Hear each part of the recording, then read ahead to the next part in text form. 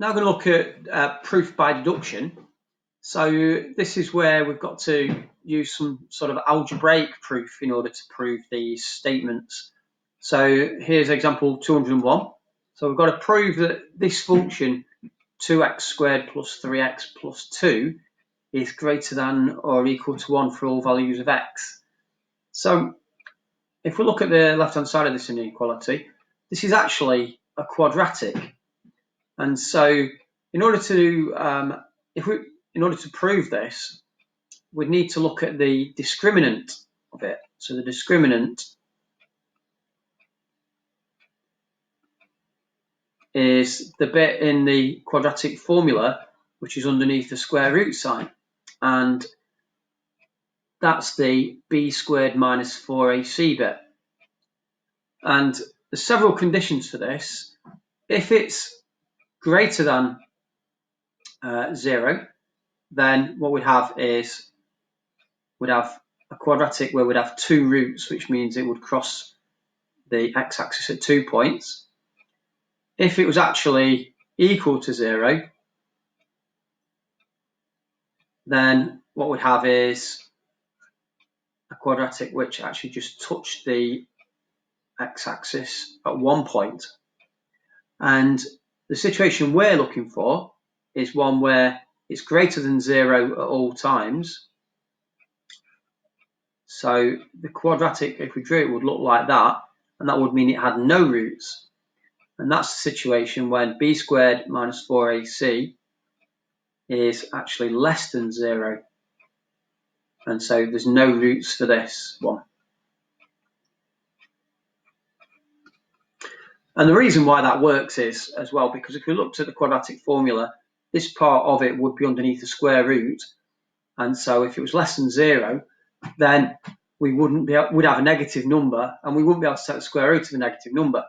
So there'd be no real solutions to the quadratic. So we're going to look at the b squared minus 4ac for this. And we can see that 2x squared plus 3x plus 2, which we'll call a function of x, is equal to this. We can say that the b is 3, so we can say 3 squared minus 4 times the a value, which is 2, times the c value, which is again 2, would come to 9 minus 16, which is minus 17, is minus 7. And so because this is, which is less than 7, which is less than 0,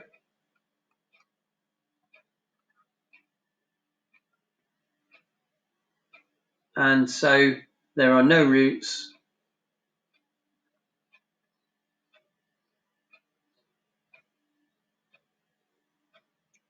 hence this is always going to be greater than 0 for all values of x.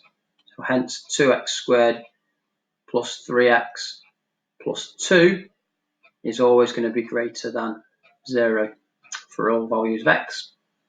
So that's that one completed. Now we're going to look at example 202. So we've got to prove the difference between the squares of any two consecutive numbers is equal to the sum of two integers. So if we take two consecutive integers, if we call the first one n, then the second one is going to be n plus 1. So if we square them and find the difference, then we'd have n plus 1 squared minus n squared. So this would be the difference. And so if we square out that first bracket, that's going to give us n squared plus 2n plus 1. And then if we take away from it n squared, you can see that the n squareds will cancel. So that gives us just 2n plus 1. And then if we find the sum, we can see, well, we'd just be adding these two together. So it would be n plus 1, which also gives us 2n plus 1. So they're equal, and we've proved it.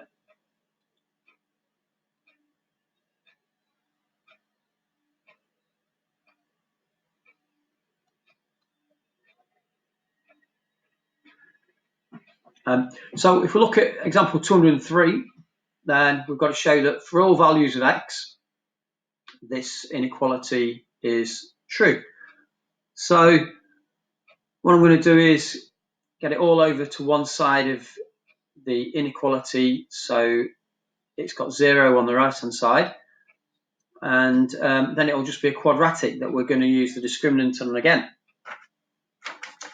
So if I do that, I'm going to first of all take away the 2 and add the half x. So I'm going to have x squared plus 6x plus the half x from the other side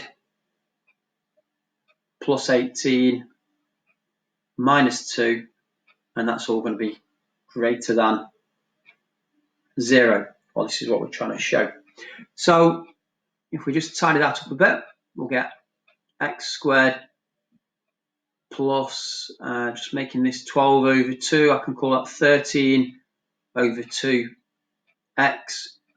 plus 16 is greater than 0. I'm just going to multiply through by 2.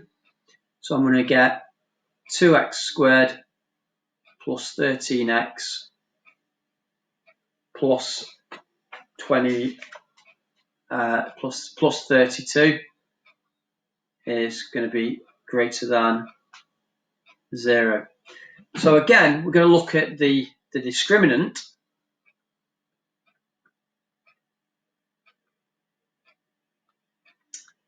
So b squared minus 4ac.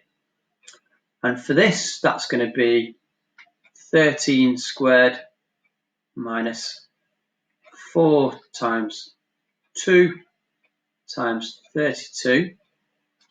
And that's going to be 169 minus 8 times 32, which is 256. And we can see that actually that's going to be negative.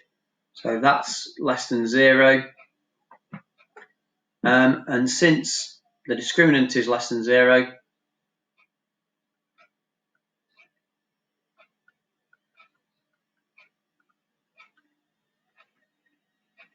is less than 0, then we're going to say our function of x is always going to be greater than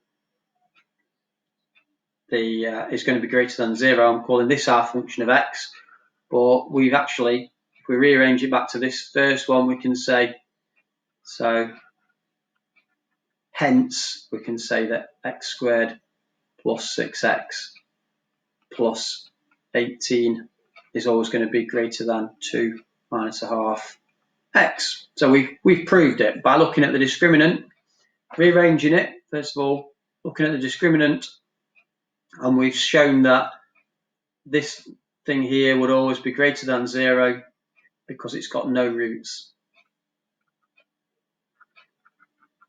And from that, we've proved the original statement.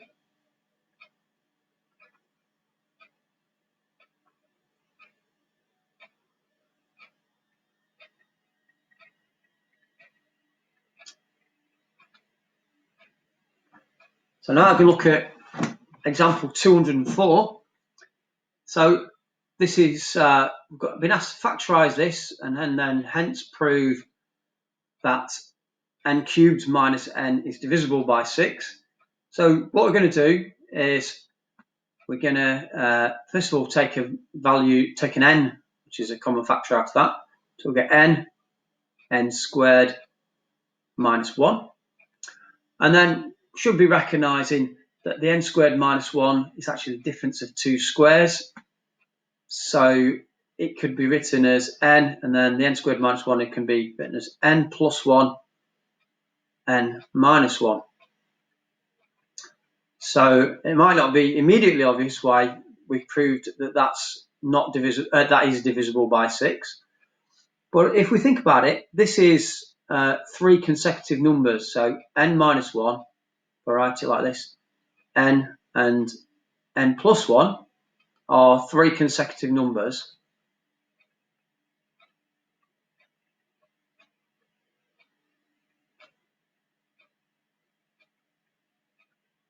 And because that's the case, then at least one of them must be an even number.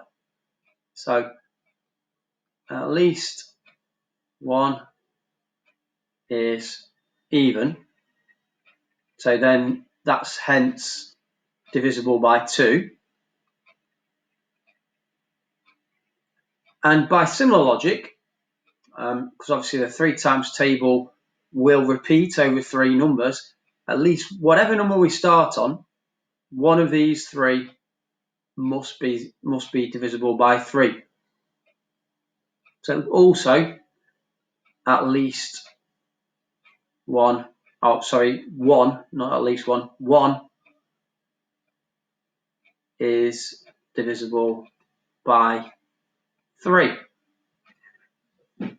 And if we multiply these 2 together, so if something's divisible by 3 and also divisible by 2, hence it's divisible by 2 times 3 equals 6. So we've again proved it. We've proved the statement.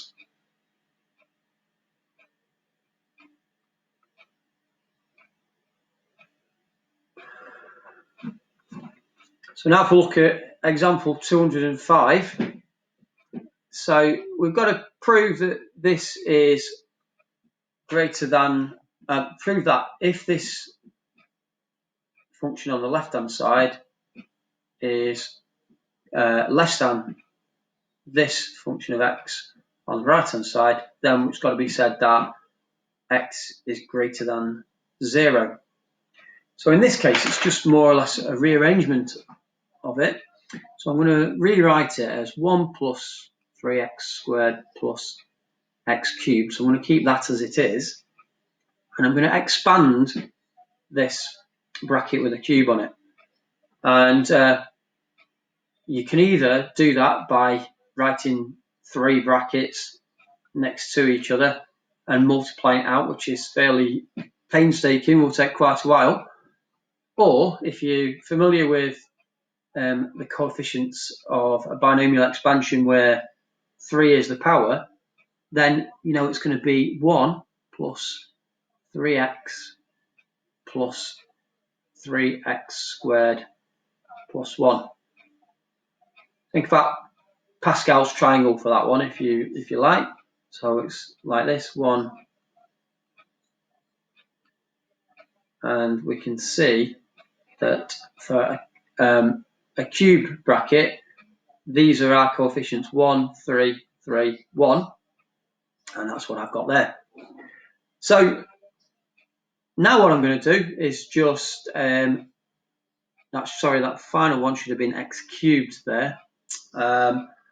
Right, you can tell this is going out live. Anyway, so what I can do is just tidy this up. So I'm going to cancel the 1s on either side. So that was the same as subtracting 1 from either side. I can also do the same with x squareds. So take away 3x squareds from both sides. I can also do the same with the x cubes. So take away x cubed from both sides. And what I'm left with is that 0 is less than 3x. And in fact, I'll just write this in the opposite order so it fits what we're trying to show. So we can say 3x is going to be greater than 0, and then that's going to mean that if I just divide through by 3, that's going to mean that x is greater than 0 as required.